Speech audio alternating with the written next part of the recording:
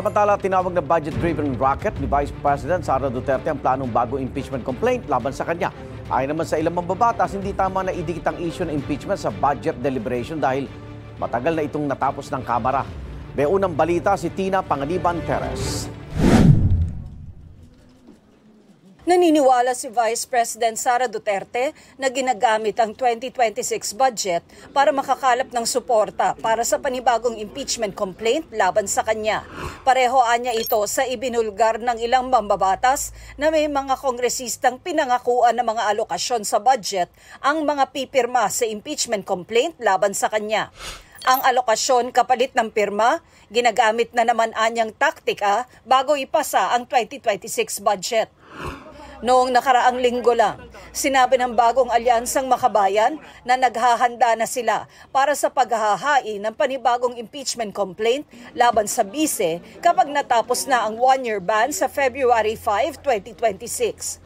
Ang bersyon ng budget naman ng Kamara, halos 2 buwan na mula nang ipasa noong October 13 at nakabinbin sa Senado. Sabi ng ilang miyembro ng minorya, ni hindi na pag-usapan sa budget deliberation sa Kamara ang impeachment. So I don't think it's fair for her to tie up yung issue ng impeachment, possible filing of new impeachment complaint against her sa budget process. Kasi tapos na nga yung budget process sa House. Ang what remains is the BICAM. So ano pa ang ibig niyang sabihin na naging ano na naman ito, bargaining chip na naman ito? Not at all.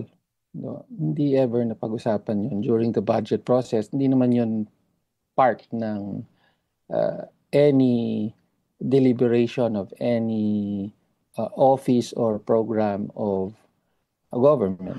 Pero sabi rin ng mga mambabatas, talaga namang hindi pa tapos ang isyong ibinato noon sa Vice-Presidente. Hindi lang daw umabot ito sa impeachment trial dahil sa mga puna ng Korte Suprema sa proseso. Palagi ho nasa utak namin the fact na hindi pa sarado yung issues of accountability ng ating Vice President. Kaya in other words, hindi pa ho siya lusot. Sabi ng bise, handa naman siyang sagutin ang anumang alegasyon laban sa kanya na nakabase sa facts at katotohanan. Pero hindi anya siya mananahimik habang ginagamit ang impeachment process sa tinawag niyang budget-driven racket. Kinontra ito ng isang mambabatas. Lagi niya sinasabi yan, pero pagka may actual na venue at pagkakataon na, iiwas siya, di ba? O hindi sasagot. Halimbawa, dito na lang sa 125 million na confidential funds na nawaldas in 11 days. No, hindi pa rin niya sinasagot, hindi pa rin niya pinapaliwanag. Ito ang unang balita. Tina Panganiban Perez para sa GMA Integrated News. Igan, mauna ka sa mga balita, mag-subscribe na sa GMA Integrated News sa YouTube para sa iba't ibang ulat sa ating bansa.